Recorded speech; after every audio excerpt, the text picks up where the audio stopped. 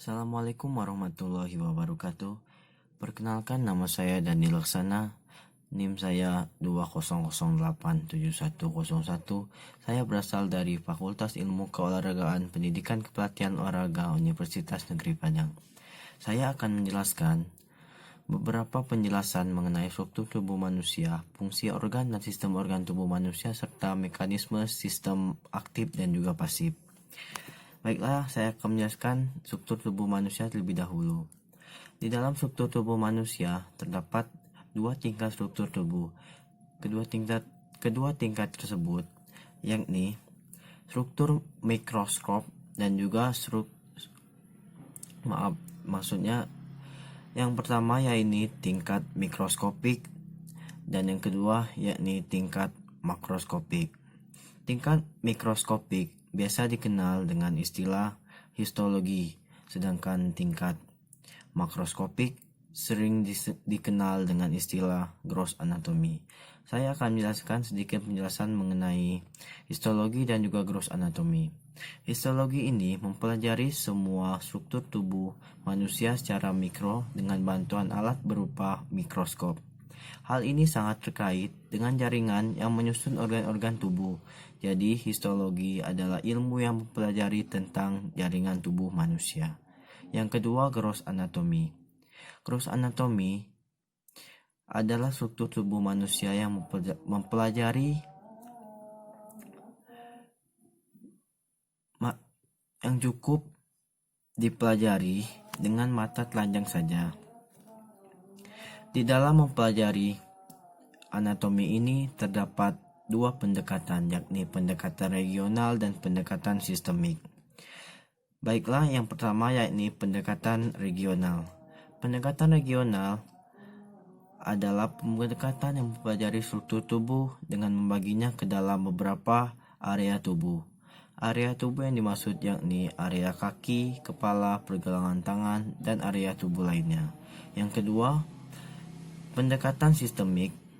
Pendekatan sistemik ini dipelajari dengan membaginya ke dalam beberapa sistem organ tubuh. Setiap sistem organ melibatkan organ-organ tertentu untuk menunjang sistem tersebut. Berikut daftar sistem organ yang terdapat pada tubuh manusia, yakni yang pertama sistem rangka, sistem otot, sistem integumen, sistem saraf, sistem kardiospakular, sistem pencernaan, sistem pernapasan, sistem urin, sistem endokrin, sistem limfatik dan imunitas, serta sistem reproduksi. Berbagai sistem organ tersebut memiliki fungsi masing-masing yang ditunjang oleh beberapa organ tertentu yang berbeda. Yang kedua, fungsi organ dan sistem organ. Sistem organ tubuh pada manusia dibagi berdasarkan fungsinya masing-masing. Berikut saya akan menjelaskan beberapa sistem organ tubuh pada manusia beserta dengan fungsinya. Yang pertama, sistem indera. Sistem indera terdiri dari 5 indera atau yang sering kita sebut dengan panca indera, yakni mata yang berfungsi untuk melihat, telinga untuk mendengar, hidung untuk mencium, lidah untuk mengecap rasa, dan terakhir adalah kulit. Kulit secara khusus merupakan bagian dari sistem integumen, yaitu sistem yang menutupi organ dalam tubuh. Kulit berfungsi sebagai indera, peraba, dan perasa. Yang kedua, sistem kardiospakular. Sistem kardiospakular ini terdiri dari jantung dan pembuluh darah. Sistem kardiospakular ini bertanggung jawab dalam memompa dan mengedarkan darah ke seluruh tubuh. Yang ketiga, sistem pernapasan.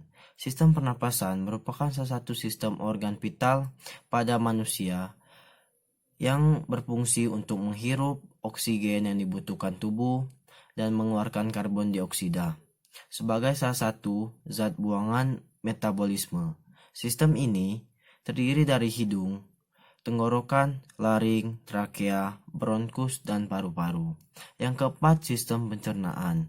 Sistem pencernaan ini memungkinkan tubuh untuk menerima makanan mengubah dan memproses makanan menjadi nutrisi dengan bantuan pemecahan kimia. Sistem ini terdiri dari mulut, diafragma, esofagus, lambung, hati, pankreas, dan usus. Yang kelima, sistem reproduksi. Sistem reproduksi terbagi menjadi sistem reproduksi pria dan juga wanita.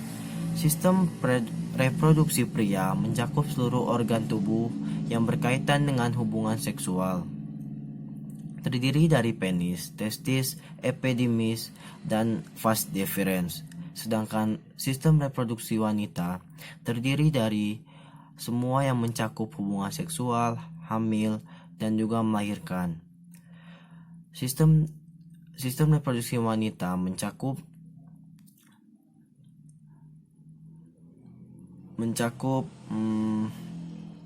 vagina, rahim, ovarium, dan juga tuba Fallopi. Yang keenam, sistem saraf. Sistem saraf terdiri dari semua sel saraf di tubuh manusia, baik saraf sensorik maupun motorik. Sistem saraf memungkinkan manusia untuk mengetahui lingkungan sekitarnya. Sistem saraf juga berperan dalam gerak tubuh bersama dengan sistem muskuloskeletal. Sistem muskuloskeletal merupakan sistem yang mencakup otot dan juga tulang. Secara umum berfungsi untuk menggerakkan tubuh, menjaga postur dan keseimbangan tubuh, dan melindungi organ tubuh. Yang kedelapan yang ketujuh yakni sistem endokrin. Sistem endokrin terdiri dari serangkaian kelenjar yang memproduksi dan mengeluarkan hormon yang digunakan tubuh untuk mengendalikan berbagai fungsi tubuh seperti pernapasan, metabolisme, reproduksi, pergerakan, pertumbuhan, persepsi sensorik, dan perkembangan seksual. Yang kedelapan yakni sistem ekskresi. Sistem ekskresi adalah sistem dari kelenjar, keringat, ginjal, kandung kemih, ureter, dan uretra. Sistem ini berfungsi mengeluarkan zat sisa, metabolisme, serta zat-zat yang dianggap racun oleh tubuh. Yang sembilan yakni sistem imunitas. Sistem imunitas merupakan salah satu sistem kekebalan tubuh yang terdiri dari protein, sel-sel khusus, jaringan, dan organ tubuh manusia. Sistem ini berfungsi untuk menjaga kekebalan tubuh kita dari infeksi yang berbahaya bagi tubuh. Itulah beberapa sistem organ pada manusia yang menjalankan fungsinya masing-masing, namun tetap saling terkait dan saling menunjang satu sama lain.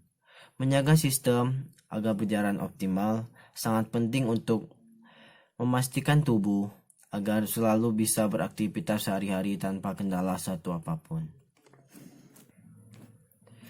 Yang terakhir yakni mekanisme aktif dan juga pasif.